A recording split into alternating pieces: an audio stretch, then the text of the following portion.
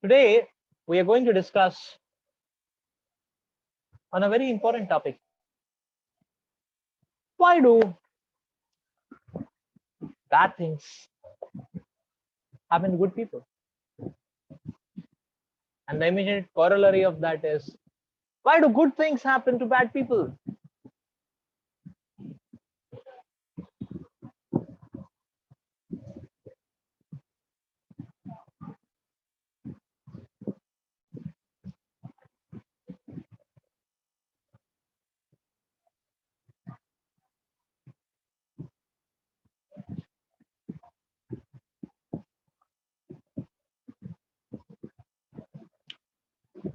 It was a month of May in the year 2000, I believe it was 2012, 14, 14, 3, 13. Okay, Harshit was telling 13. It was 2013, the month of May. And I remember we were arranging for a summer camp for many of our Kharagpur students, summer retreat camp, filled with technical workshops and our spiritual workshops. So I was preparing for that, quite busy in that, and then it was around midnight 12, and I was just about to go to take rest. So I got a phone call from one of our known devotees in Pune. So now this is after 2 years he was calling me actually, and uh, not 2 years, it was after 4 years he was calling me. Yeah, so ever since I moved from Pune to Calcutta and Kharagpur, he was calling me after a long time, and that also midnight 12. So I mean, uh, after so long time and at such a time, at such an hour, the call. So I could guess there is something urgent. Anyways, I picked up the call. This devotee was very tense, and he was asking me about Dehradun. He was asking me how to reach to Dehradun and how far from Dehradun the mountains. They start from Rishikesh, Haridwar. What is how? And he was asking, "Do you know or your parents know anybody in the police?" I asked him, "What is the matter? Please tell me." So then he started narrating the incident. He said that actually, so his parents and his parents, brother and chachi, chacha chachi,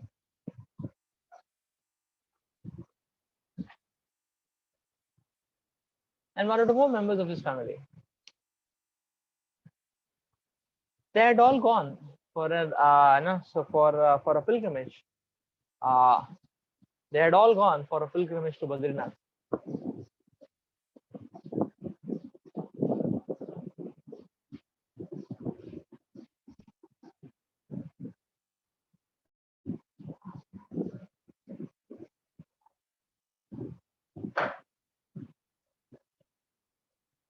They had all gone for a pilgrimage to Badrinath.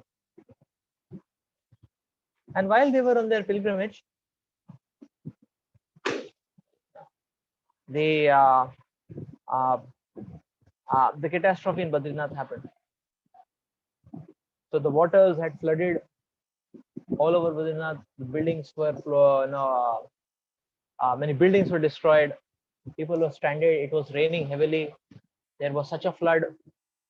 There was such a flood.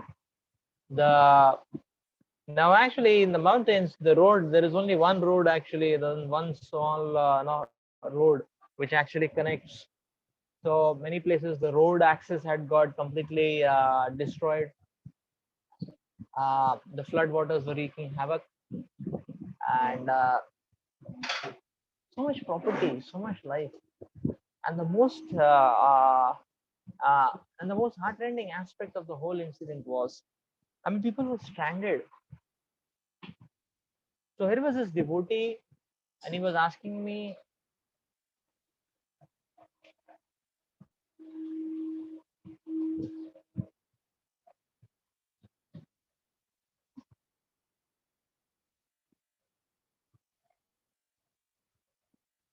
we have this devotee, and he was asking me,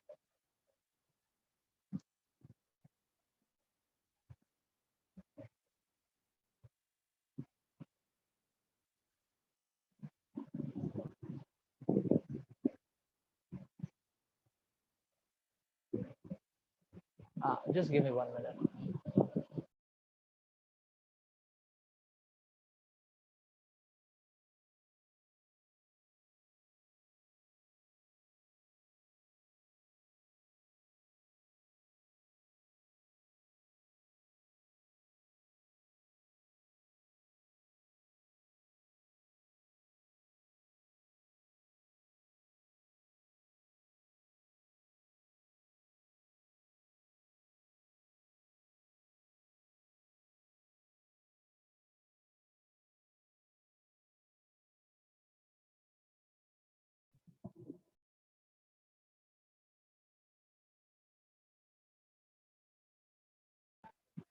So I'm sorry for the interruption.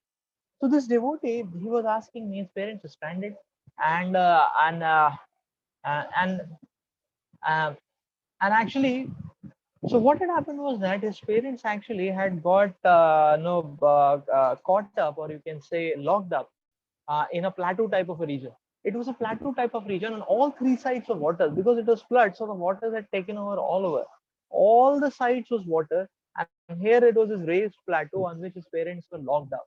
They could not move anywhere. I mean, there was no way to move out of this plateau region, because all sides was Ganges water actually. And actually on that plateau sort of a place, I mean, lo- obviously it was elevated. It was a plateau sort of a place. There were around 2,000 people who were locked up like that, and his parents were among them. And he was not knowing what to do. So the next day, he was about to take a flight to Dehradun, Delhi, and then they come to Dehradun, and then see if he can help out in some way, work with the police, and so on. So I called up my parents. I asked them if they have some contacts with the police, and what way we can help him. And then I was keeping in touch with him on a daily basis of what is happening. So what had happened is that many people had got many people had got caught up in uh, in such regions, and there were nowhere to go actually, and no relief operations and all that. So on this plateau, there were 2,000 people, and uh, and actually it was miserable. It was so cold. It was raining, and all sides there was flood, and nothing to eat. And the government started doing rescue operations. They were throwing food packets, but most of the food packets will drop in the waters, and only few food packets will drop at that place, because food packets are thrown randomly. What else can be done? And whenever a food packet would be dropped, people would be pouncing. Sometimes because it was such a miserable plight of hunger, people would be just pouncing on it. It would be sometimes food packet will fall next to the excreta. People will pick it up, clean it up, eat it up, like that. They were throwing some chana packets or something. Uh, so this was the thing actually. It was, and many people were wounded. They were still, they were getting ill.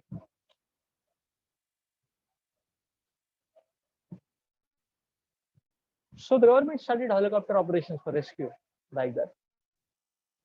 But they were not able to trace out where his parents are, because which where these then there were 2,000 people actually. It was 1 day passed, 2 day passed, 3 day passed. Fortunately, this our devotee's father, he had his mobile was still on, and he was preserving mobile battery or something. And at one time when he opened his opened the mobile, and the signal came, then actually they start tracing from the geodesic coordinates actually. Yeah, from Google Earth, they started tracing the coordinates. And where is this coordinates? And then based on these coordinates, they had sent the helicopter actually. So it is the sixth day the helicopter went there. Sixth day, and uh, and actually the situation was so precarious, very just so heartrending, so precarious actually, that that had the helicopter operations, I mean, the helicopters reached one more day late, actually, many people would have lost their lives because of actually fatigue, hunger, acute climatic conditions, so on. So anyway, they were rescued and they were taken to the hospital in Rishikesh. Uh,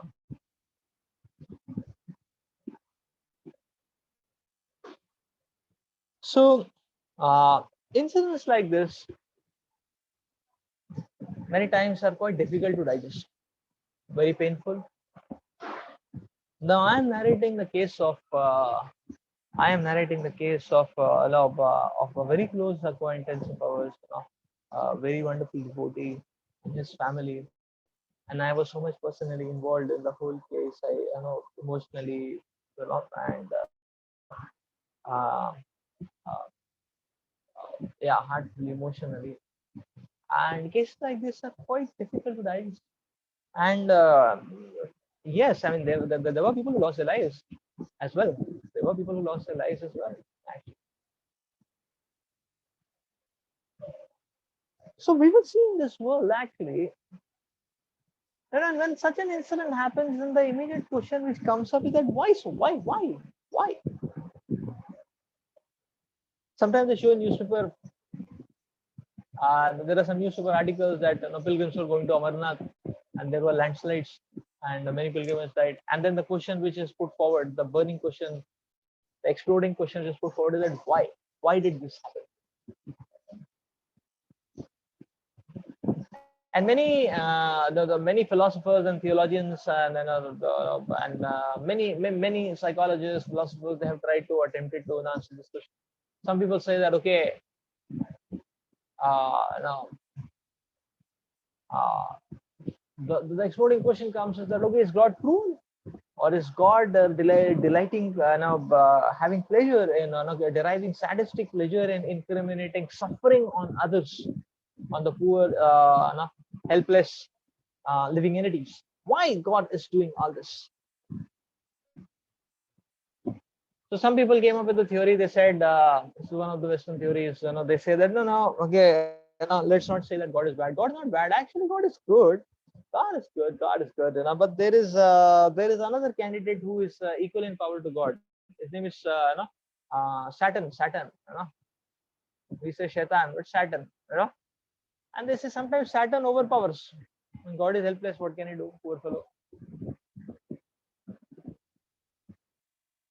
There are other philosophers. They came up with the theory that okay, no, see the point is that God is. Let's not say God is bad. Let's say, let's assume. Let's keep the presumption that God is good, and like that. But what has happened is that when the God started the universe and He had everything was in place, everything was intact, everything was powerful, like that.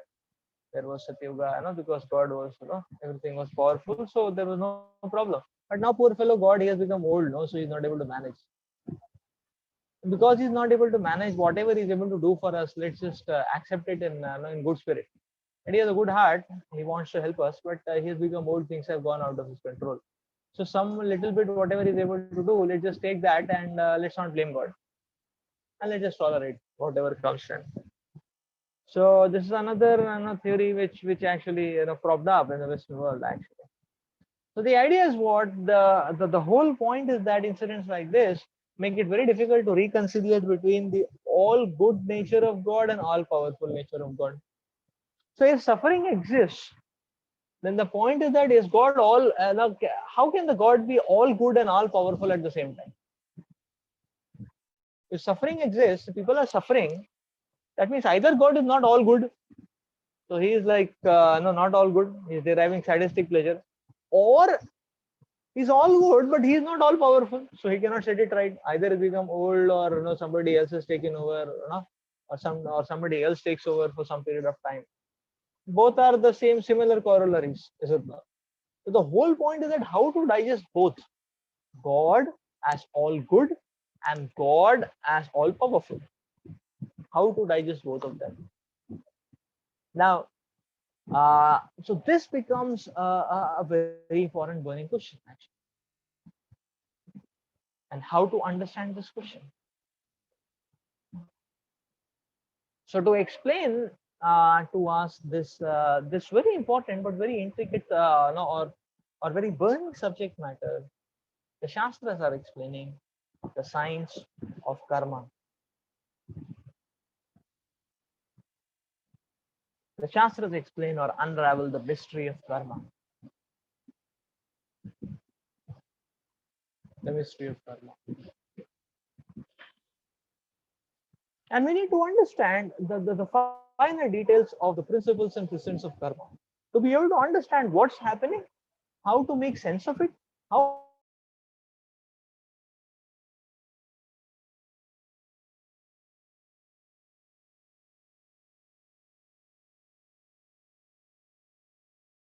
to digest it, what is our role in the whole cycle. That is very important to understand. That's very important to understand.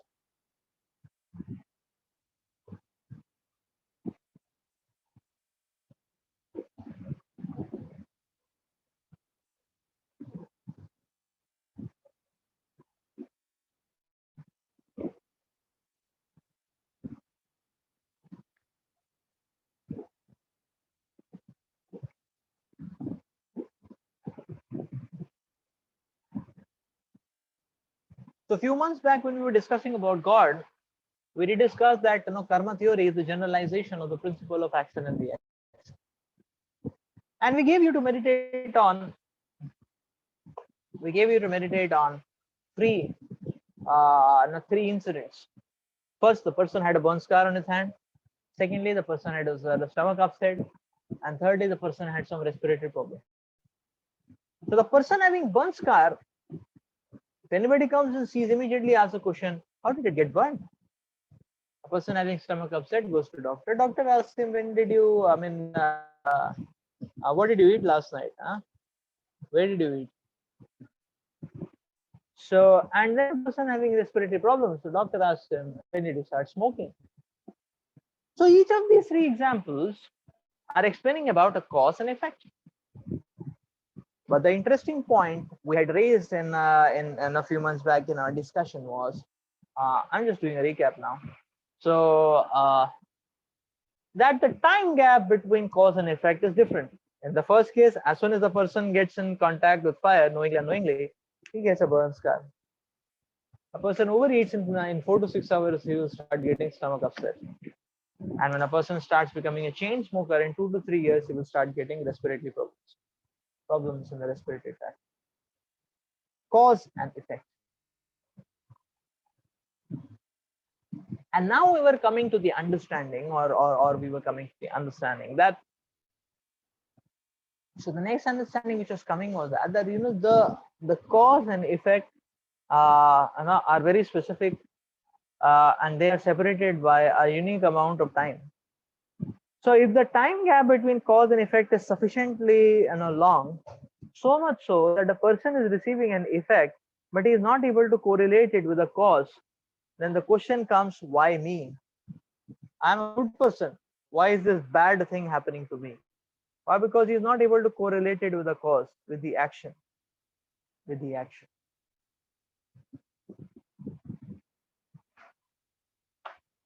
So in a sense, that means that karma theory, sin leads to punishment, is it not? And what is sin? Sin is defined as disobedience to the laws of God. That's how sin is defined. So in that sense, if we obey the laws of the God, we will be rewarded. And if we disobey the laws of God, then we'll be punished. It's just like the laws of the state. If you obey the laws of the state, we'll get rewarded. Suppose suppose one is feeding citizens,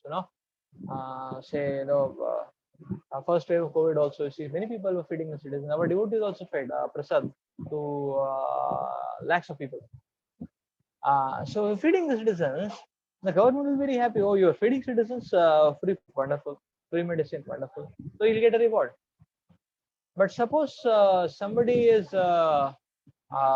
cheating the people, they're cheating the citizens. That there's, by diplomacy, by treachery, taking their money and cheating. So government will catch such a person in scam, declaring it as a scam, try to punish him. So this is the point. In the same way, the karma theory is acting. If one does follow the laws of God, then there is a reward. And if it doesn't follow the laws of God, then there is punishment. So in that sense, the first principle what we understand is that we are responsible for the reaction what is coming to us. A negative reaction means a disobedience sometime in the past. That's where the negative reaction is. That is what is causing the negative reaction.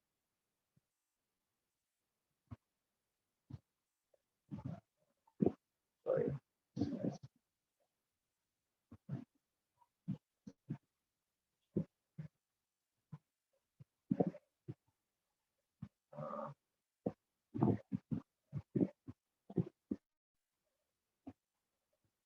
Okay. So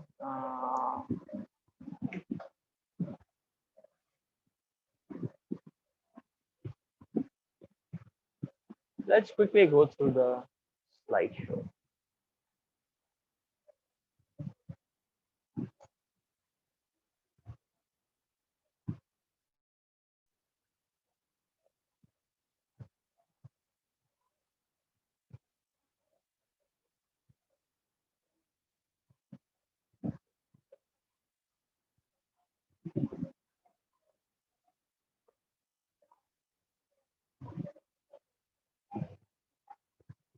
Yeah, so karma theory.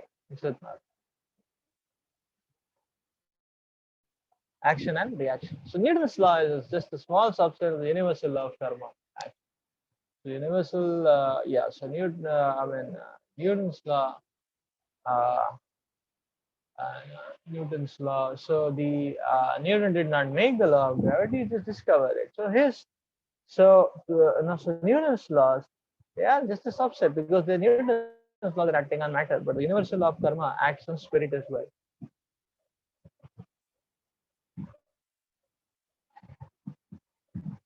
Yes, as you sow, so shall you reap.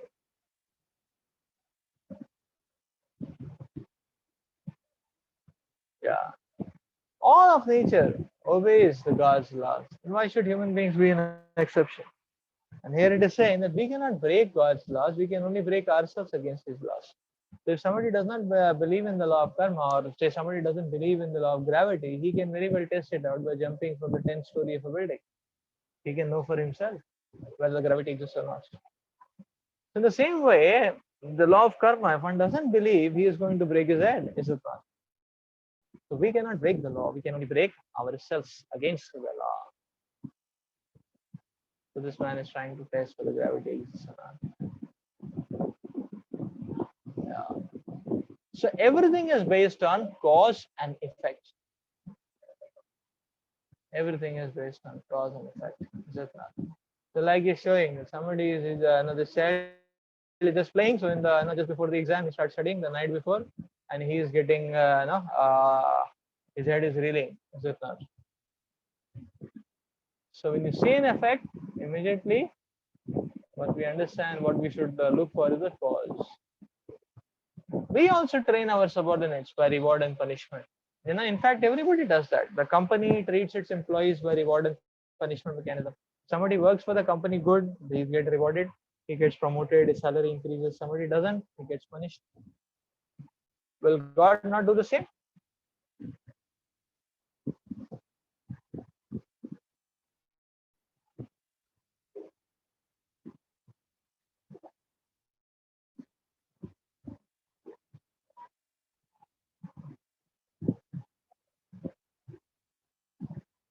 So now the question comes, okay, so why do the bad people flourish? We see people are bad, they're performing sinful activity, but they seem to be flourishing. How do we understand that? So in one way, we can understand that is inertia, is it not? Like when you switch off the fan, still the fan seems to be moving, but that is just a temporary momentum. It is going to very soon fade off.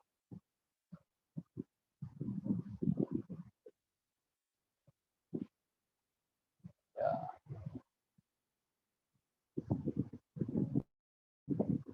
Yeah.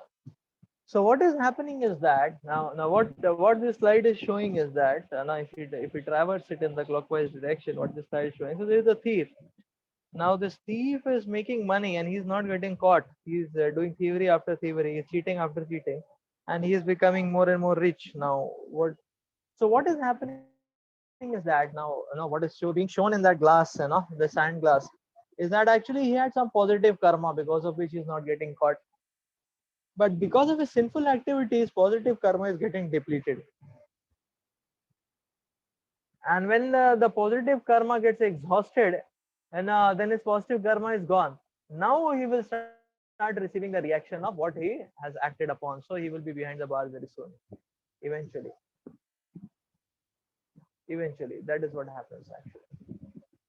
Another example, you see, karma gets stored like grains are stored in silos. So karma gets stored like that. So just like in in grocery, in granary stores, actually there are big cylinders into which the grocery or the pulses or rice or that is stored. The granary, the grains are stored. Now suppose 3 years back the grain stock was uh,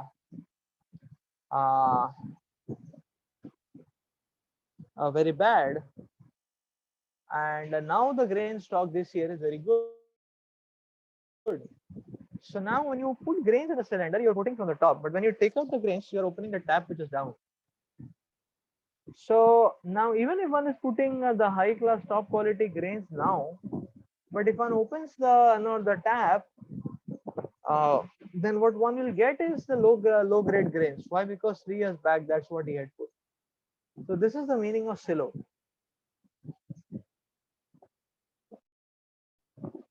This is the meaning of silo.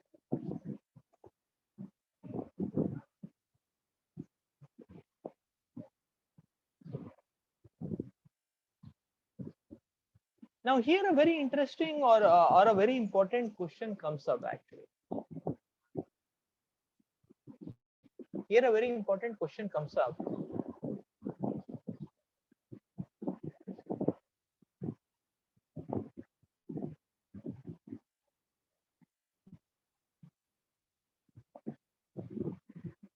And the question is that why at all God has made this mechanism? You follow laws of God, you will benefit, you will get rewarded. You don't follow, you'll get punished. What is this game? Allah? Why are we being forced to follow some laws which are given by God? Why can't we have that freedom? So that question you bring up. So the simple understanding to this is that when we talk about laws of God, we have to understand the laws of God are not laws which are exacted by some kind of atrocious ruler. It's like we have seen in history, there had been some atrocious rulers or kings, and they exploited citizens and squeezed their blood, tortured them. So God's laws are not like that. God's laws are in favor of the living entity. God's laws are in favor of the living entity. Therefore, we should follow the laws, not because God has given those laws. God is our greatest will. He is Suhurat. He is the greatest well-wisher. So his laws are for our benefit. And if we follow, we will benefit. And if we don't follow, we harm us. Actually, we harm us. So therefore, actually, it is a person who is rebelling against God. Such a person is harming himself. He's taking an axe and amputating his own leg. That's what he's doing. That's all. He's taking an axe, amputating his own leg, because he's not following God's laws, which are there for his benefit. Like say, for example, now we are in school or we are in college now, So the laws of the school or the college, they are there for the betterment of the student. If the student studies nicely, attends classes, does homework, assignments, unit tests, everything, he's going to get very good marks. If the student gets good marks, then the student is going to have a good future, bright future, etc. So the laws which are furthering the cause of study are good, because it is for the good and betterment of the student. And if he doesn't follow that, he's going to harm himself. So in that sense, we can understand karma is designed in that sense. Karma is not there to exercise one's controllership. The God is not exercising his controllership.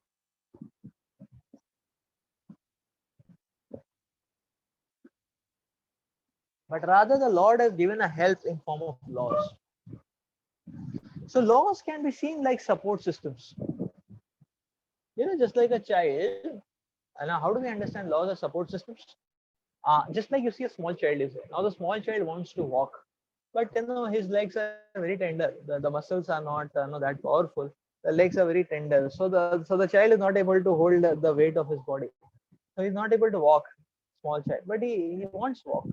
But on his own, his legs are dwindling. I mean, it's not stable. It dwindles. So he's not able to stand. So then a child is given walker. Walker is a support system. So in the walker, if the child wants, he can stand.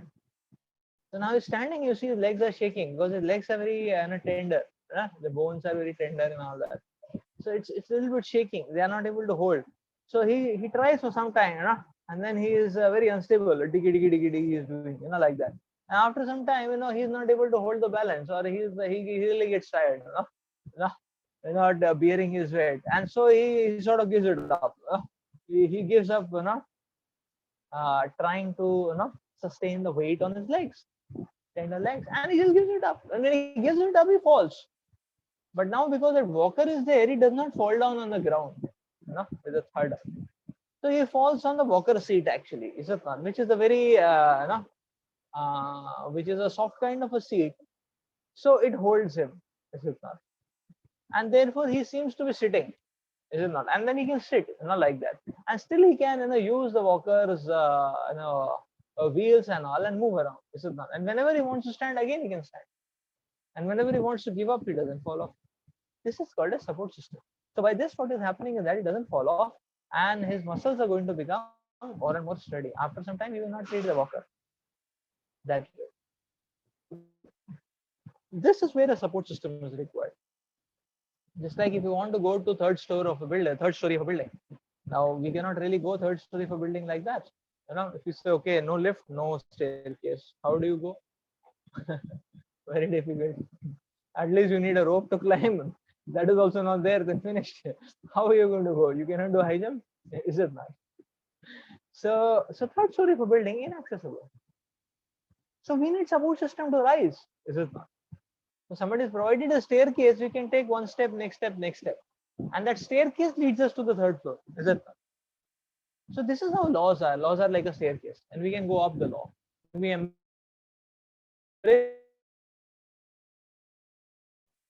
when we reject the law, we are going down. All on a lift. That is the point. So this is how we can see laws. So laws help us to grow actually, and therefore karma is not bad. Because karma,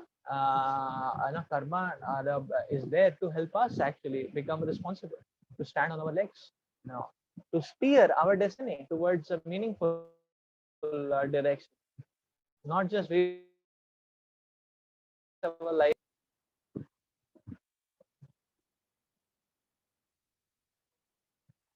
Now somebody says, no, the point is that no, we don't know all these laws exist. So why are we asked, why are we suffering? Oh, we never knew that this kind of laws exist. This is sin, this is not sin. We should do like this, we should not do like. We never know this. So the next point is that ignorance of the law is no excuse. How can ignorance of the law be an excuse?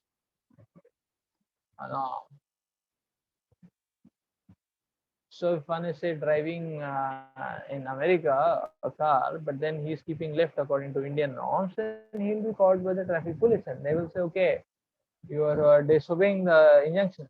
In America, we keep right. He said, oh, I never knew. Then it's okay, pay $1,000 bill, fine. You pay $1,000 fine, then you will know it for your whole life. So whose responsibility is there to know? The person is going to America, he should know about the laws there. That's his duty before he lands up on the lands of American territory. Is it not? Similarly, how the world works, it is our responsibility to know. And to make us know, the Lord has given us scriptures, so voluminous, such voluminous scriptures. The Lord is sending devotees to teach us time to time. It is our responsibility to know. It is our responsibility. So ignorance is no excuse actually.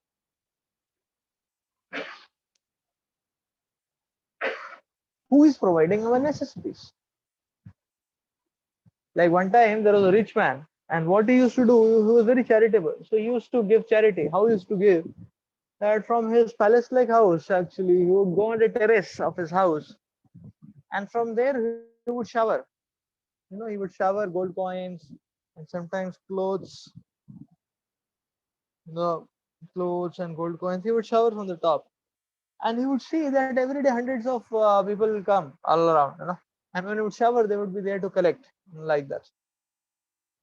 So, but he was like this charitable, and he was showering a lot of money, to help out the poor people. But over the weeks and months, he was observing one trend actually, that people got so used to this gold coins and other facilities, that whenever this rain would come, sort of rain of gold coins or facilities, some people would just gather that when they would drop to the ground, and then they would just gather whatever comes in their quota and they would move. Nobody would even bother to look up and see who is offering, is it not, who is giving, who is helping. This was state of affairs. So this so seeing this and analyzing this kind of an attitude, this rich man, this Saukar, he became very morose. He thought, oh, I'm giving so much to these people, they don't even look up to acknowledge who's giving. So he thought, okay, he discussed with his friend, I'm feeling so morose and this and that. So his friend and he, then his friend suggested, and he conjectured a plan. The next day, he had brought small pebbles, small. And the next day, what he started doing was that at the prescribed time, hundreds of people had gathered.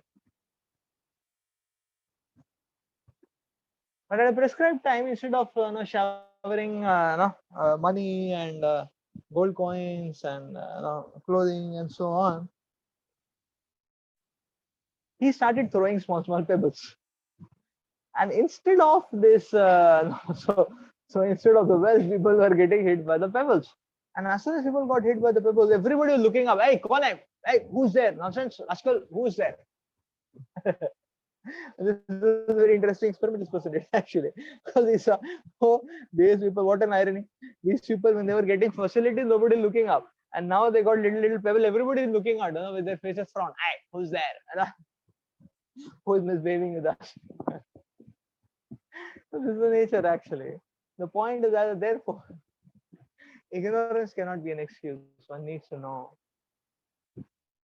Like one person, he was transgressing the red signal, the red traffic light, one should stop, but this fellow was not stopping. He was thinking, he's James Bond, not 7, so he was not stopping, and then he moved on. So he moved on actually. One traffic police chased him and caught him. When they caught him, he started crying, ooh, please leave me, the traffic police said, no, we'll punish you, So he said, then he was giving some justification. All police said, no, nothing, will punish you, And then he said, oh, you see, now also that the light is red, but you see the like to her, but why are you saying something to me? And beat you up because you're a bigger buffalo than that one. That one is actually a buffalo, but you're a bigger buffalo, because that one doesn't have the gray matter to be able to understand that she's not to what are the laws and principles, how she should act. But you have it and still you're not following. You are a bigger buffalo. You need to be punished more. That was his verdict. So ignorance is not an excuse for sin. Rather, ignorance is the consequence of sin. Sin leads to ignorance. When a person sins, performs sinful activity, then that is what leads to ignorance. Ignorance is a consequence of sin. Ignorance was the consequence of sin. That is the point.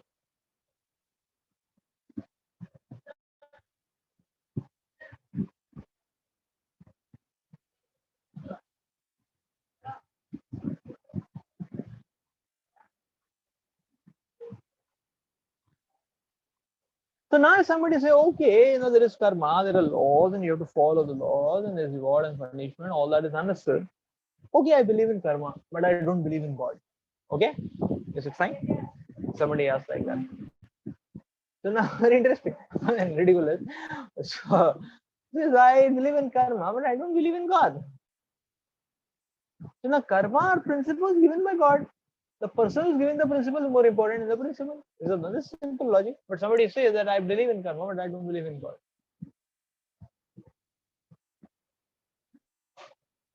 This is just like, so now if you don't believe in God, what is the value and efficacy of those rules? So it's like, sometimes thieves come together and then they say that, okay, let's be honest, let's have some morality and ethics amongst all of them. Okay, who is saying? Thieves are saying, let us have some morality? Thieves. Is it not very ridiculous? Is it not? So saying that I believe in karma, don't believe in God is as good as saying that, saying that, okay, there should be honesty amongst all of us, not honesty among the thieves. That is even more ridiculous. Is it not?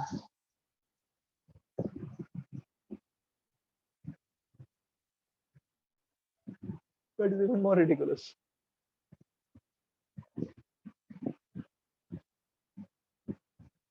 So then, few months back, we had made the point that karma is not just an arrangement the God has given to help us. Karma is an expression of God's love for us. Karma is an expression of God's love for us.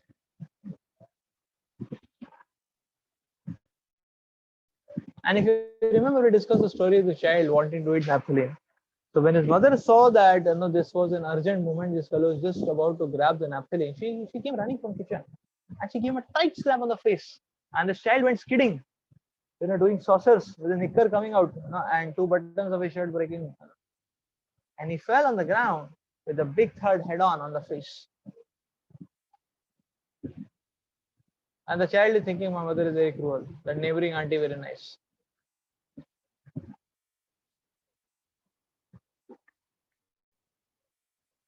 There we made the point that it takes more love for a mother to punish the child, to beat the child than to embrace the child. It takes more love. It takes more love. So that's the point actually. Now we may say, okay, but many times the wave of karma can take lives actually. It's not just beating, but it is taking lives. Then how do we understand that intensity is much more? So that intensity is much more for us, but that intensity is not too much for God. We have to understand that material matrix are about to get destroyed. Is it not?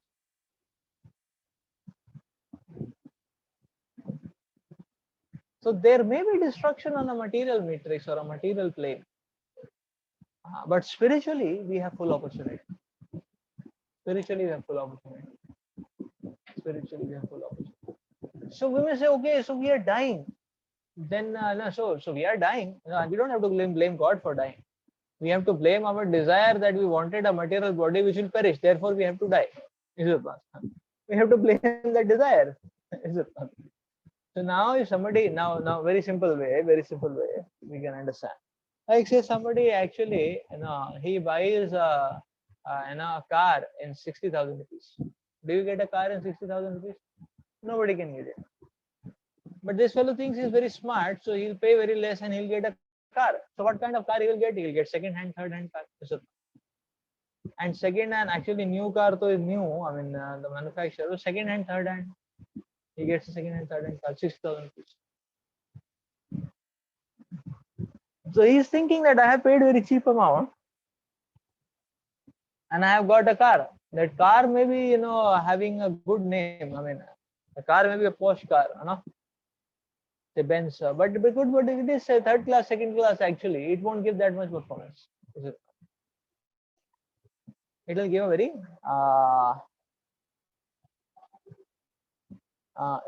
khatara performance. Is it? So that means that car will stop at so many junctions. It will be more dhakka push than auto push. the dhakka start, not auto start. It will most of the times push, than running on the engine. It will drink a lot of oil, and not move much, very lazy, very cozy, very sluggish, and so on and so forth. So a lot of suffering in that car. Why? Because it's a cheap car. Similarly, we see our bodies, our Kali Yuga bodies, actually there's a lot of suffering. Why there is a lot of suffering is that because we wanted to take that body cheap. In Kali Yuga, it's all cheap cars actually. So we have not followed the principles of dharma in our previous life and paid the price, and therefore we are born in Kali Yuga with a body which can give us so much suffering. And the mind is weak, so mind gets blown off for time and again. We don't have much tolerance. We don't have much capacity to handle situations. We don't have much processing power. We don't have much memory power. We lack willpower.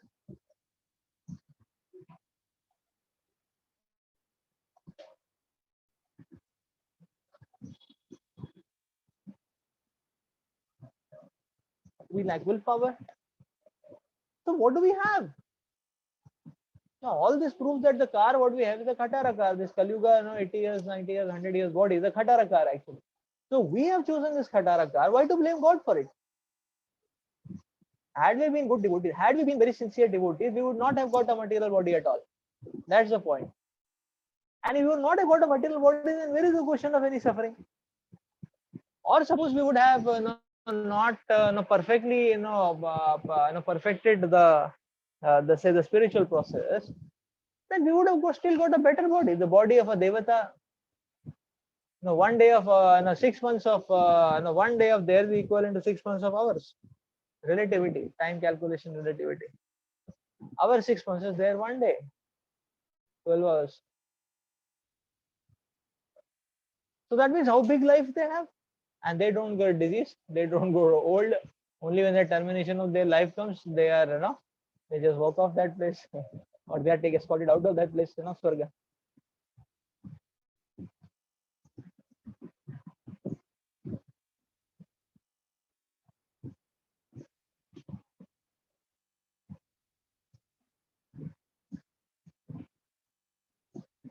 So this is the point actually. That suffering is existing because of our own wrongdoing. We have only chosen to be in this kind of an atmosphere, the Kali Yuga body, like that. And therefore, Shastra is saying, okay, you're suffering so much in this body. Why don't you end this material body business? Practice sincerely and attain a spiritual body by the end of your life. That is perfection. That is something phenomenal. That is what we should aim at.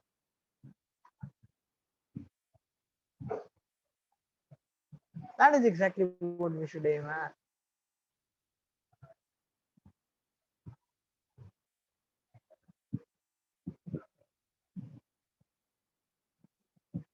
This is the point which we have to, educate and ponder over.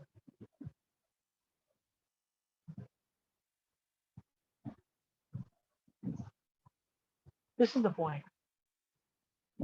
So now the point is so therefore the fact which comes is that if we take to devotional service, it is not that people who are devotees, they don't die.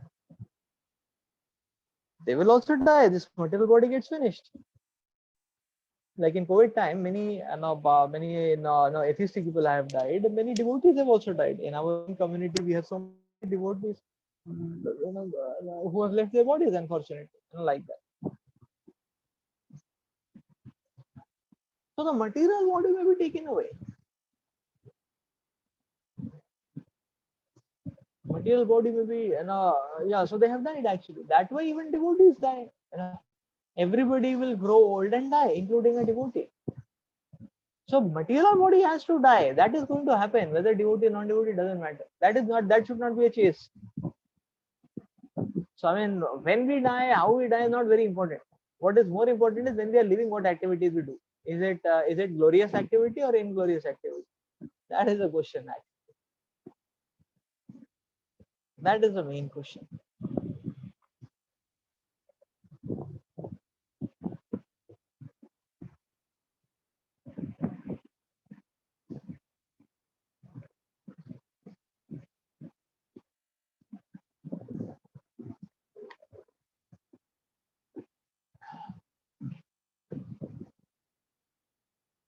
And we understand from the presence of the Shastra that death is not the end. The person is going to get the next body.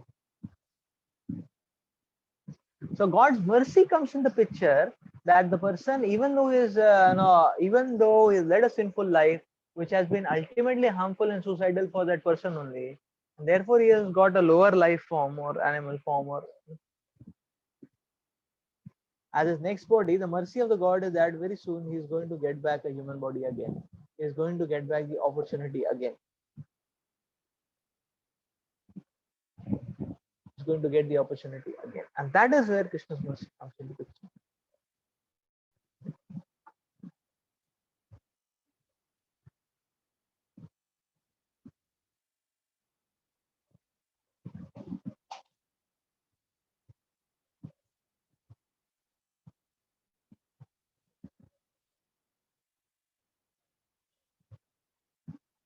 Yeah. So one question may come now, why to suffer now the actions of previous life? और एक previous life में कुछ काम किया अभी भुगतना पड़ रहा है, वहीं का वहीं क्यों नहीं हिसाब सेटल किया? इस दो क्वेश्चन से कहा हमारे अभी तो भूल गए, अभी क्या है ना, अभी तो ना जमाने भी गए, वहीं का वहीं सेटल करने का था.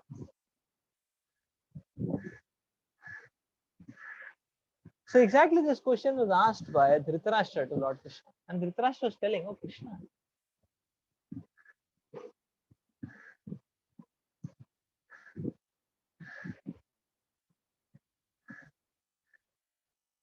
oh Krishna, I had 100 children actually. एक दो नहीं है, नहीं इतना स्टॉक रखा था बच्चों का, 100 के 100 रखे थे, इतना स्टॉक रखा था कि कभी फैमिन हो गया, अकाल पड़ गया तो भी वो ये नहीं होगा या बंजर नहीं होगा, है ना. 100 पैदा करके रखे थे स्टॉक में, but you killed all of them. क्यों क्यों क्यों? That was his question. And Krishna said, don't mind Dhritarashtra, but he said 50 words back actually you were a hunter, and in your hunting expeditions what you had done, hunter or king? Hunter. Yeah. You said 50 lives back actually you had killed two birds, and then the small children birds were there, and there were 100 children, 100 children in that nest of that bird couple, and you killed all of them.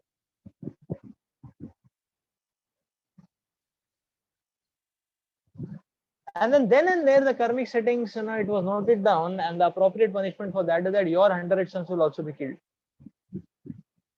And Dhritarashtra started crying tears. He said, what is this? You're giving a reaction after 50 lives. Why? Now they've forgotten also, you're giving a reaction about 50 lives. Why?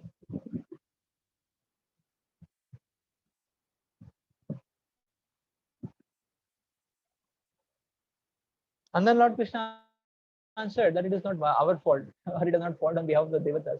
It is your fault. And he said, how? So the Lord explained, the Lord said that you see, the point is that to get a son, one gets pious credits. And Dhritarashtra needed 108 sons. So not 100 sons, sorry. He needed 100 sons. So Lord Krishna said, oh Dhritarashtra, you took 50 lives to accumulate that much pious credit that you can get 100 sons. As soon as they came, then your karmic dispatch started functioning. So another example which is given in the Shastras is that of seeds which fructify after different time durations. So do different karmic actions, some in the present and some in future lives.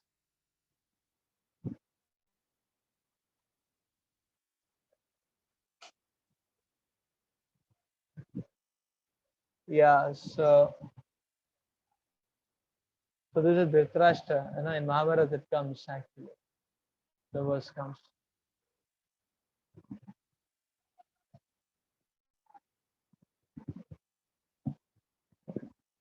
Yeah.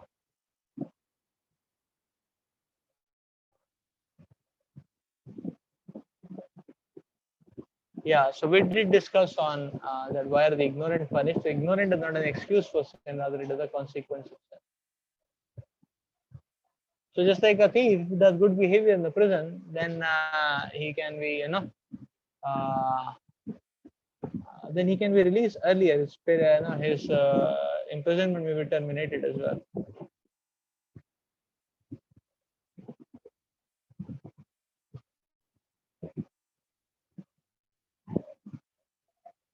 Okay. Another interesting question is, why do these natural calamities occur and they kill thousands of people? There is an interesting point to note that natural calamities will kill in masses, but they don't kill blindly. And we have vivid proofs of this actually. This is the first time when tsunami had hit. Many people were destroyed and killed, like that. Villages were destroyed and so on and so forth. So where tsunami was the place where tsunami was surcharging and creating havoc.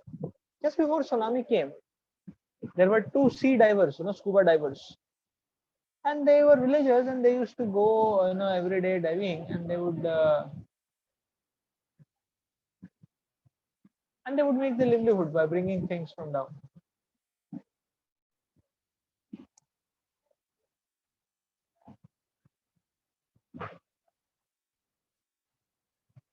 So that day they were getting a lot of they were getting a lot of things, and therefore they thought to continue for long. In the meantime, at the top of the ocean, the surface, the tsunami was going on. So by the time these people came out, the tsunami had gone back. So they came out, they swam, they were so happy that they have got good earning. 1 month they don't have to do anything. But when they came back home,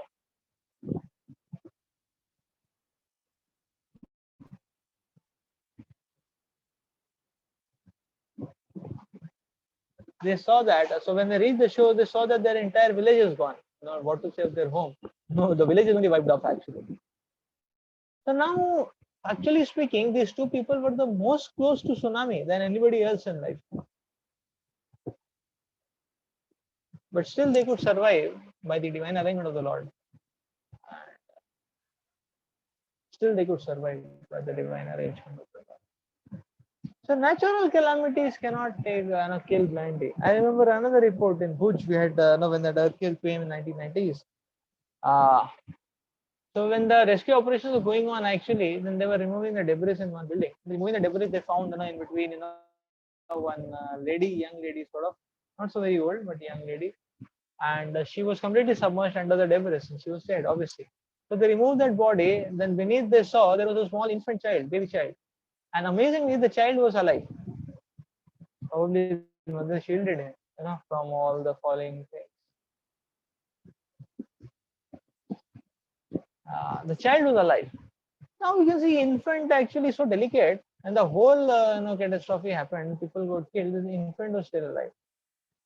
So there is a nature, therefore, never kills blindly. Whoever deserved to be killed gets killed. Just like when this WTC happened, there were some people who were outside, but they got some itch to go in at that time, and there were some people who were inside the building WTC, and just 5 minutes before they got some itch or some quickly to go out.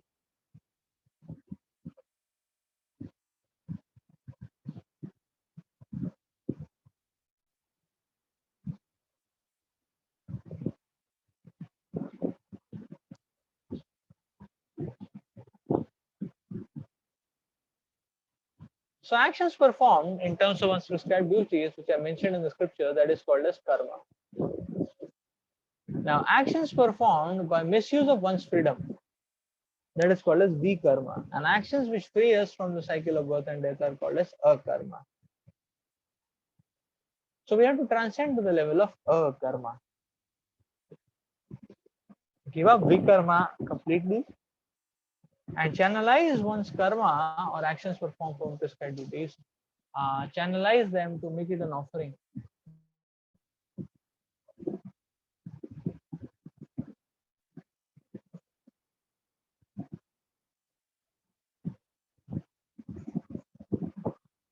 Actions to free one from the cycle of birth and death, they are called as akarma.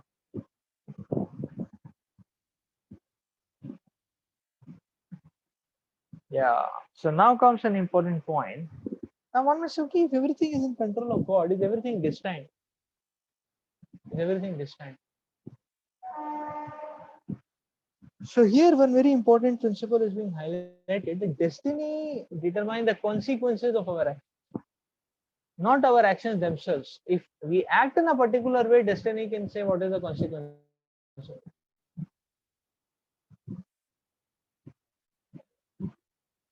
where it said destiny will not control our actions themselves. Just like so destiny is like weather forecast. Now weather forecast can tell us, okay, tomorrow whether it is going to be rainy or it is going to be sunny. So if we are traveling, we can make arrangements accordingly. So destiny is like a weather forecast. But what we are going to do in that journey is completely our choice.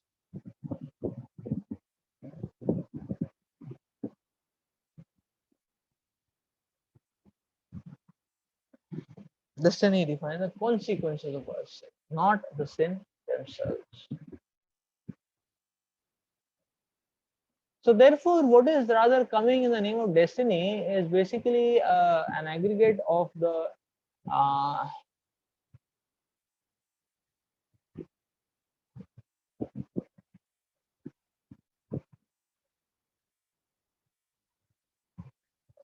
what we are calling as destiny is basically the whole set of the results or the reactions of our choices.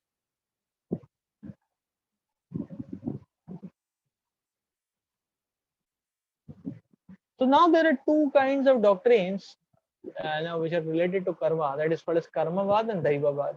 So karmavad means nothing, everything is there in my hand, and daivavad means nothing is there in my hands.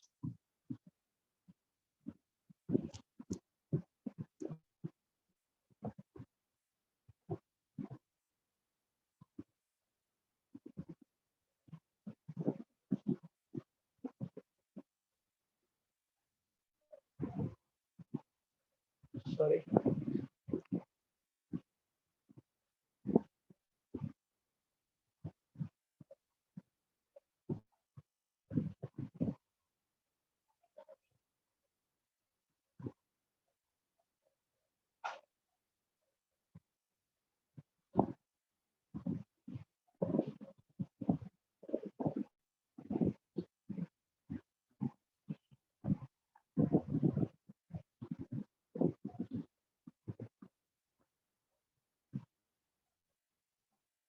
Okay. Sorry for the slideshow. So karmavad means that you work hard and you get it. Success is there in your own hand. Now you can very easily see that karmavad doesn't work always.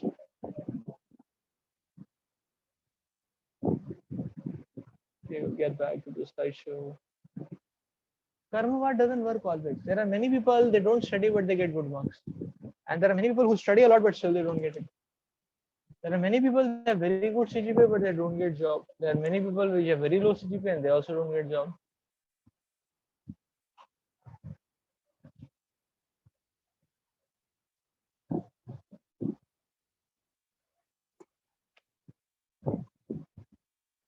So person is able to reconcile with the fact that I cannot achieve that much. So karma doesn't stand therefore.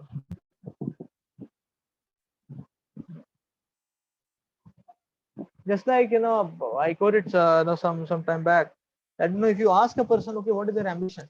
Anytime a person say, my ambition is to become like Bill Gates.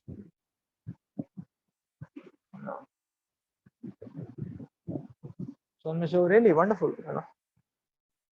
What are you asking about in third year of engineering? Okay, what do you want to become in your life? You said no. Okay, if Facebook, Google, they give me a job, I'll take it up. Now you ask him immediately before placement at the end of fourth year or fifth year, what job you want to do?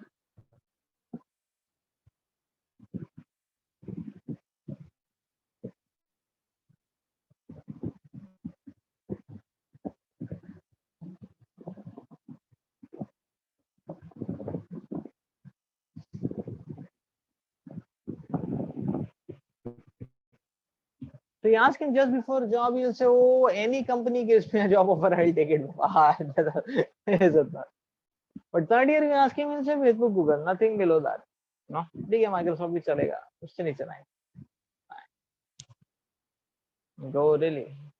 So you see, the person is able to reconcile that no matter how much hard I work, it is not going to crack out. Is it not? So like say suppose working hard, like say an IITian, and he's worked very hard, he has cracked JEE and all that. But that doesn't ensure he will become an entrepreneur, having millions of business. No. Is it not? So there may be a 10th class dropout, and he may do better business than an IIT grad, or or MBA grad. And after IIT, one goes to IIM or one goes to Kellogg's or wherever. So therefore, everything is not in the on the roots of karma actually, like that. Everything is not on the roots of karma. The other extreme is Daivavad. Now Daivavad means everything is in the hands of God. यदि भगवान चाहेंगे तो ही होगा. कहा नहीं भाई, आप भगवत गीता, यदि भगवान चाहेंगे तो हम ले ही लेंगे. अरे भगवान चाह तो रहे, इसलिए हमको भेज दिया भगवत गीता लेके, और आपके हाथ में आया है, मुंह में निवाला डाला है, गाली देना. भगवान तो चाह ही रहे हैं. अब प्रश्न ये है कि आप चाहते हैं कि नहीं, यही प्रश्न है कि नहीं. तो दैववाद डजंट होल्ड. जब भगवान चाहेंगे भक्त बन लूंगा. अरे भगवान तो अभी चाह रहे हैं, इसलिए तो हमको भेजा है आपको बताने के लिए कि नाम जप करिए. इज्जत नाच. अब आपके चाहने पे है सब कुछ, भगवान ने तो चाह लिया है. इज्जत नाच. तो this is Daivavad actually. So Daivavad doesn't hold. Daivavad is not true. Because everything is, we are not robots. And therefore God has given us free will, free choice. Therefore we have to use that free choice to act and do karma, which is, and to make our karma or activities as an offering to God. At the same time, we cannot be lazy saying that when God will give, then only I'll do. No, you put your effort, Baba. That is the point. Put your effort. Put your effort.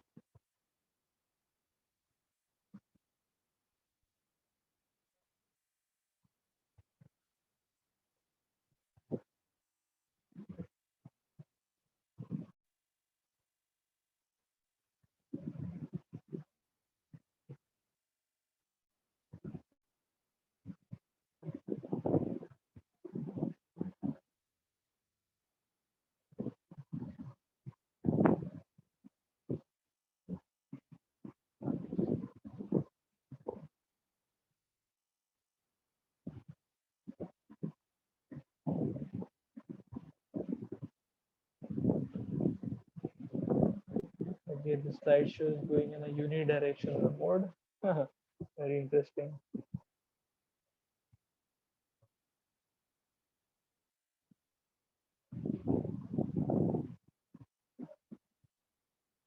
It should go bi-directional. Just give me a minute. Okay, or what we will do is that we'll take it up once again from here.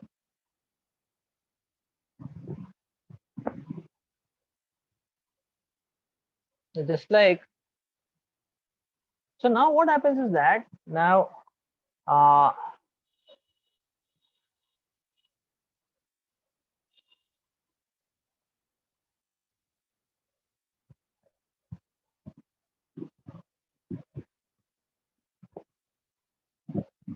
okay, let's quickly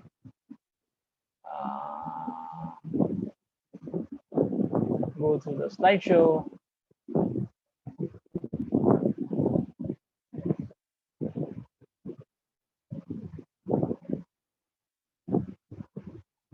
Yeah.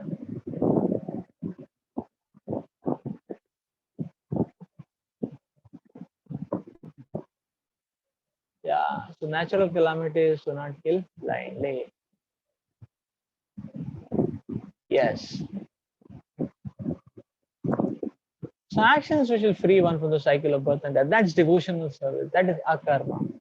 Neither you get positive or non-negative. So yes, we did discuss this. So this is where we were. Karmavad, everything is in my hand. Daivavad, nothing is in my hand. So Krishna is giving us this free will, minute free will. That means at any juncture we can, it's like a switch.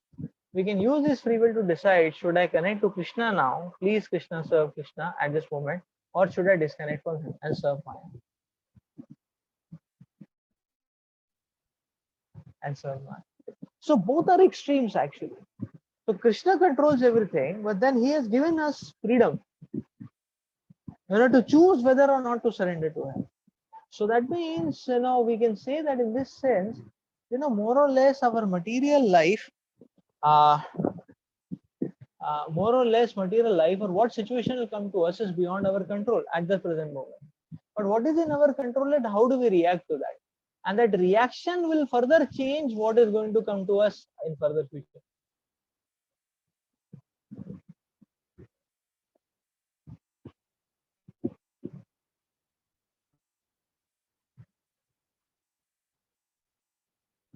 Yeah, so by laws, the formulations of fear of God is the beginning of wisdom. Yes, that's the benefit of the karma.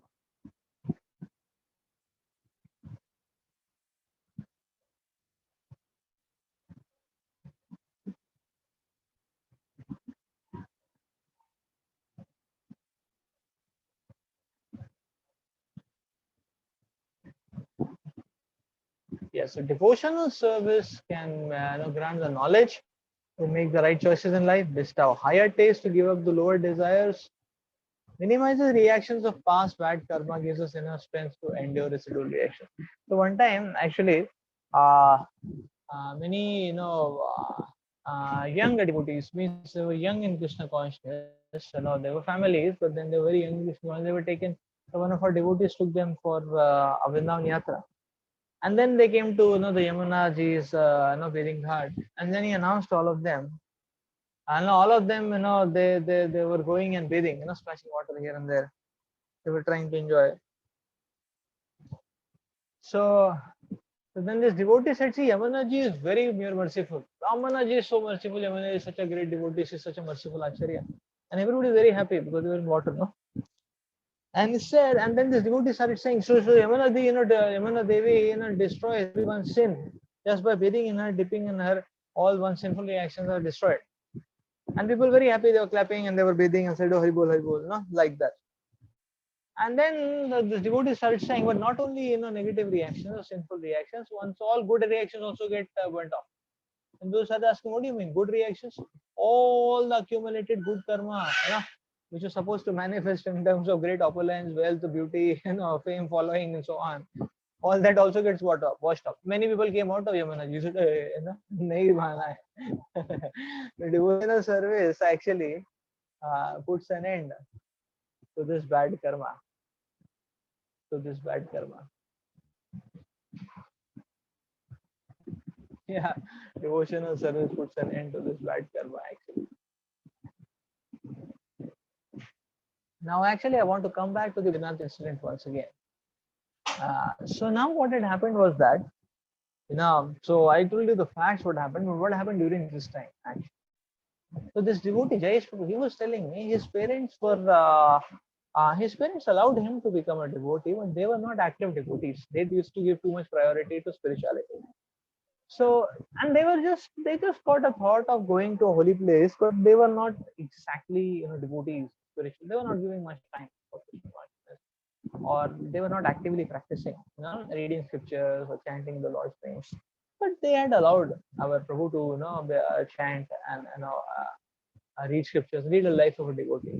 So when they were going, this devotee, he kept the mala, the chanting mala in their bag. He said, "No, you're going to a holy place. Better you can take the mala and chant Hare Krishna." So they said, "Oh, no." He said, "No, please take it." So they took it.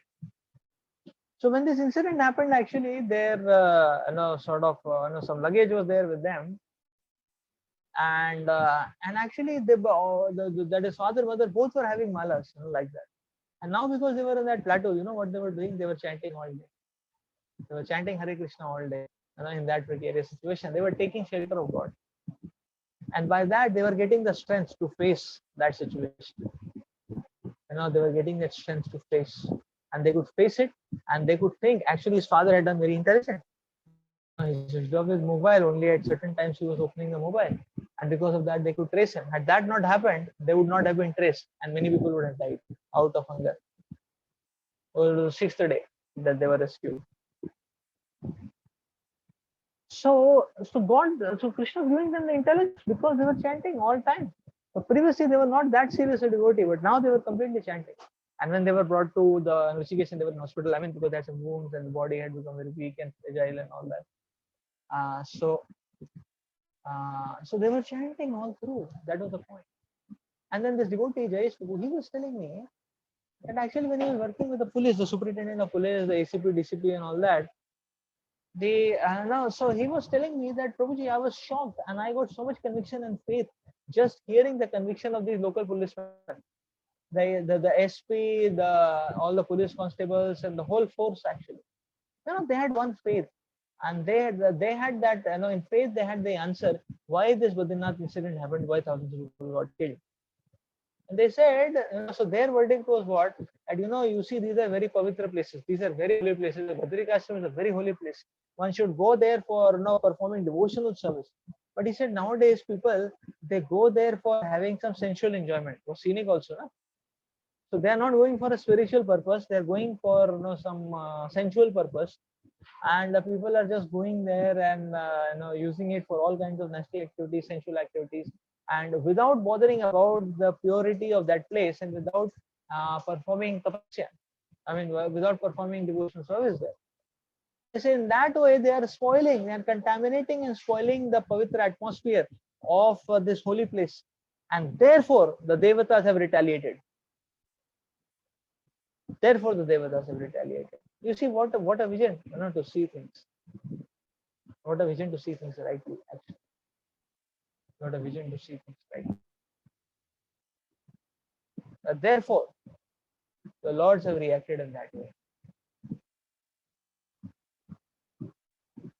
The lords have reacted in that way. So now we come to the very important. So in this way, we can understand that yes, that when a negative reaction is coming to us, we have to tolerate. But not only tolerate, if we now at least learn the lesson that I should not be disobedient to the Lord, I should not be sinful. That bad quality rice is coming out. But if we learn the lesson, then we can feed now good quality rice. After some time, this bad quality rice will go away. On top of this, the Lord has given another promise to a devotee. The Lord is telling that one who practices devotional service nicely, the Lord burns off karma. So karma may not come, or the Lord may allow the karma to come in a very token amount. Like one time there was a devotee who was cutting sabji in the temple, proper times, and cutting sabji, he cut his finger. Not amputated, but the finger got a cut, like that. So he got a cut on the finger, and he came crying to Prabhupada, "Prabhupada, my finger got cut," like that. And I was doing devotional service. I was cutting sabji for the Lord. My finger got cut. It is paining. Prabhupada looked at him. Why is he crying? Such a big fellow. The Western body is such a big fellow, and he's crying like a small child. And Prabhupada told him, your head was about to be cut. Ooh, he got a shock. Head was about to be cut. And Papa said the karmic reaction was that your head was about to be cut. Because you are practicing devotional service, Krishna is just giving you a token. Only your finger got cut and little bit bleeding is happening. Don't cry and go back to your service. Obviously, Prabhupada arranged that he gets the bandage, the Savlon and all that. So, but Prabhupada wanted to teach him an important lesson, actually. Very important lesson. So this is how the devotee see things as. That okay, the Lord is only giving you a little bit token actually. Let me go through. And sometimes enduring suffering, a devotee feels confident because he knows that in this way the stock of negative reactions is going away. And now that because I have become a devotee, no more negative reactions are coming. Therefore, I am getting liberated. Let me just go on, pull on, tolerating. But let my mind be fixed on higher activities, serving Krishna. Higher activities of serving Krishna. Higher activities.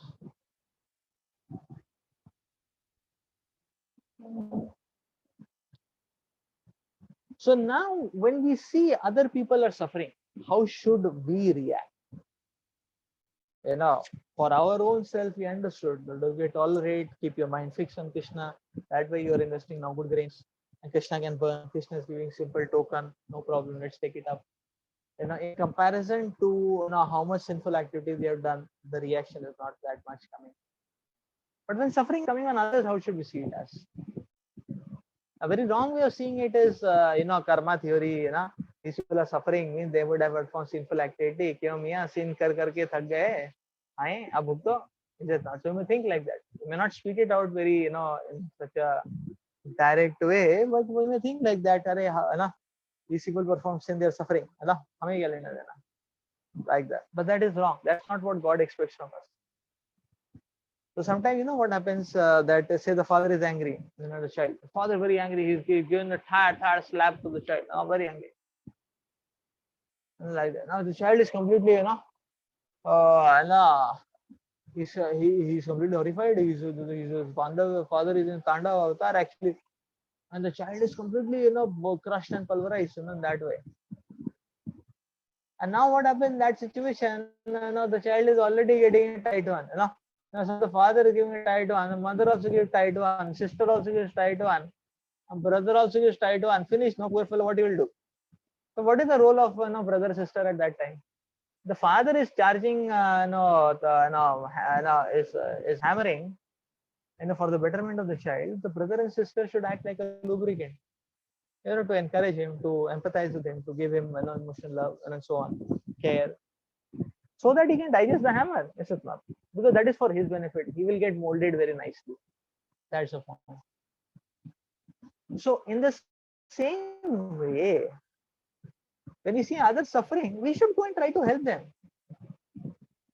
And help should not be just physical, mental, emotional, spiritual also. It should connect them to God as well. Saying that this is the root cause actually from where all the karma and the sins are coming. Because one takes to devotional service, one starts treading the auspicious path. And then no more karma. Stay high forever. In that sense, devotees find that actually you go beyond the gravity of this world. So beyond the gravity of this world, beyond the provocations, beyond the pulling the sinful reactions, and one keeps marching, valiantly towards the lotus feet of the Lord. So we'll stop here. That should be our reaction. Not that we take some sadistic pleasure out of other people's suffering.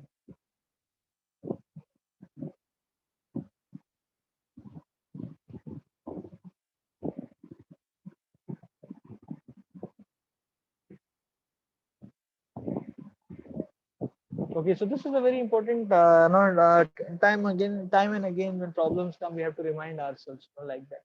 And when we see problems are there with other people, we should try to give a helping hand, a caring hand, a loving hand.